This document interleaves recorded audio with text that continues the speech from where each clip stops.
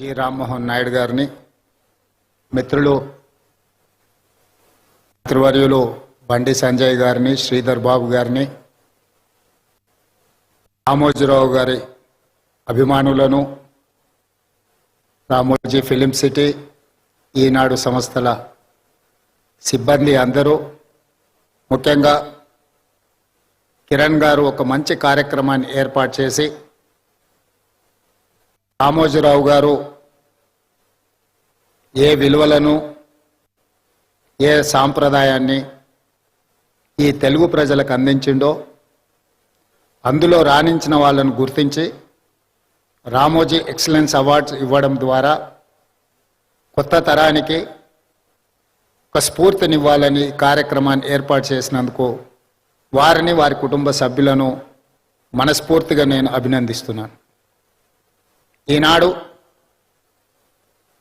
మనిషి మరణించిన తర్వాత వారిచ్చిన ఆస్తులనే కానీ వారి ఆలోచనలని కొనసాగించాలని, వారి ఆలోచనలకు అనుగుణంగా వారి సంస్థలను నిర్వహించాలని ఆలోచన చేస్తున్న వాళ్ళు చాలా తక్కువ మంది. కానీ ఈనాడు రామోజీరావు గారు ఇచ్చిన స్ఫూర్తి, వారు అందించిన సంస్థలు, ఈ సంస్థల్ని నిర్వహించడం కూడా అంత ఆషామాషి వ్యవహారం కాదు. ఆర్థిక భారంతో కూడుకున్నాయి. చాలామందికి ఇందులో లాభాలే ఉంటాయన్న ఆలోచన ఉంది, కానీ వీటి నిర్వహణలో అధిక వ్యయం కూడా కూడుకొని ఉన్నదన్న సంగతి చాలామందికి తెలియదు. అయినా వారి కుటుంబ సభ్యులు ఈనాడు ఈ సంస్థలను అన్ని నిర్వహిస్తూ తెలంగాణ రాష్ట్రానికి, హైదరాబాద్ నగరానికి ఒక గర్వకారణంగా ఈ సంస్థలు ఈరోజు నిలబడ్డాయి. ఈనాడు తెలంగాణ రాష్ట్రం, హైదరాబాద్ నగరము అంటే ఒక 4 వండర్స్ గురించి మనం మాట్లాడుకుంటే మొదటి వరుసలో చార్మినార్, రెండవ వరుసలో గోల్కొండ, మూడవ వరుసలో హైటెక్ సిటీ, 4th వండర్ కింద రామోజీ ఫిలిం సిటీ ఈరోజు తెలంగాణ రాష్ట్రానికి, హైదరాబాద్ నగరానికి ఒక గుర్తింపును తీసుకొచ్చింది. ఆనాడు తెలుగు సినీ పరిశ్రమ నంది అవార్డులతో మొదలై ఈనాడు ఆస్కార్ అవార్డులకి ఎదిగింది అని అంటే ఈ ప్రాంతంలో కట్టిన స్టూడియోలే కాదు, రామోజీ ఫిలిం సిటీ కూడా ఎంతో తోడ్పాటును అందించింది. అందుకే నేను చాలా సందర్భాలలో నేను చెప్పడం జరిగింది, టాలీవుడ్ బాలీవుడ్ కోసం కాదు, హాలీవుడ్ కూడా ఈ రాష్ట్రానికి, నగరానికి, రామోజీ ఫిలిం సిటీకి రావాలి.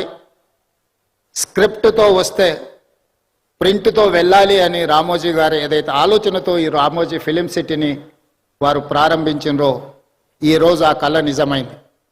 ఎవరైనా సినిమా తీయాలి అని అనుకుంటే స్క్రిప్ట్ తీసుకొని రామోజీ ఫిలిం సిటీ కాంపౌండ్లోకి వస్తే ఈరోజు ప్రింట్ తీసుకొని బయటికి వెళ్ళేంతగా అన్ని రంగాల నైపుణ్యాలను ఇక్కడ వారు కేంద్రీకృతం చేశారు. ఈ 2000 ఎకరాలు ఒక కళాఖండం, ఒక అద్భుతం. దీనికి చాలామంది సమస్యలు సృష్టించాలని ప్రయత్నం చేసిన వాటన్నిటినీ రామోజీరావు గారు నిలబడి తట్టుకొని ఈ తెలంగాణ రాష్ట్రానికి ఒక గర్వకారణంగా రామోజీ ఫిలిం సిటీని తీర్చిదిద్దడం జరిగింది. అదేవిధంగా పత్రికా రంగంలో ఈనాడు పత్రిక 50 సంవత్సరాలు పూర్తి చేసుకున్న సందర్భంగా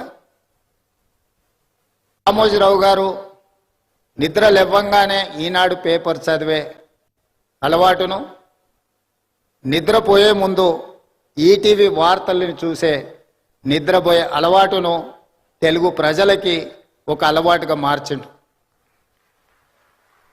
ఈనాడు ముఖ్యంగా రాజకీయ నాయకులకు ఈ అలవాటు వ్యసనంగా మారింది. ఉదయం నాకు ఎన్ని పత్రికలు వచ్చినా ఖచ్చితంగా హెడ్లైన్స్ అయినా ఈనాడు పేపర్ నేను తిరిగేస్తా. ఎందుకంటే నిఖార్సైన సమాచారం, మిగతా దాంట్లో కొంచెం మసాలాలు, కలర్స్ అవి ఇవి యాడ్ అవుతుంటాయి. ఇది యాక్చువల్ వార్తని ఈ 2-3 పత్రికలు చదివిన తర్వాత వాస్తవం ఏముందో తెలుసుకుందాము అని ఈనాడు తెలంగాణ రాష్ట్ర ముఖ్యమంత్రిగా 5-10 నిమిషాలైనా ఈనాడు పేపర్ నేను తిరిగేస్తాను. అదేవిధంగా సాయంత్రం ఇంటికి పోతే 9 గంటలకు ఈటీవీ వార్తల్ని తప్పకుండా చూస్తే ఎక్కడున్నాయి ఈ ఊర్లోనే కాదు, ఈ నగరంలోనే కాదు, ఈ రాష్ట్రం పక్క దేశాలకు వెళ్ళిన సంపూర్ణమైన వార్తల్ని ఈటీవీలో ప్రసారం అవుతాయి. వాళ్ళ ఆలోచనలను కాకుండా జరిగిన వాస్తవాలను ప్రజలకు అందించాలన్న వారి స్ఫూర్తి ఈరోజు ఈనాడులో కానీ ఈటీవీలో కానీ కనిపిస్తుంది. అదేవిధంగా రామోజీరావు గారి గురించి ఆలోచన చేసినప్పుడు ఆశ్చర్యకరమైన అంశాలు కనిపిస్తాయి. పచ్చళ్ళు తినిపించిన రామోజీరావు గారి గొప్పతనం ఉంటుంది.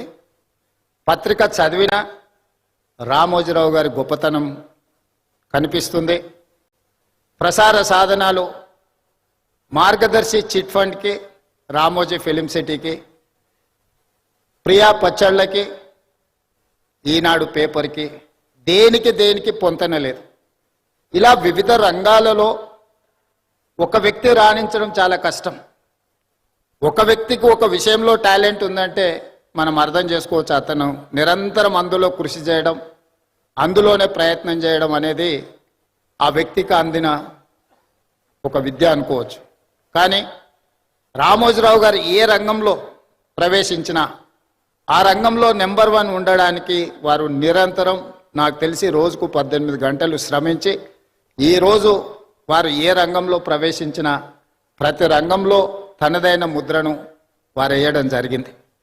అందుకే ఈనాడు రామోజీ సంస్థ ఈ రామోజీ ఎక్సలెన్స్ అవార్డు కార్యక్రమాన్ని పెట్టడం ద్వారా ఈరోజు అవార్డు గ్రహీతలను గుర్తించడమే కాకుండా భవిష్యత్తులో ఇంతకుముందు చంద్రబాబు నాయుడు గారు ఏదైతే చెప్పినరో ఈ అవార్డు అనేది ఒక గొప్ప గౌరవంగా భవిష్యత్తులో ఇది రాణిస్తుంది అని నేను కూడా వారితో ఏకీభవిస్తున్నా.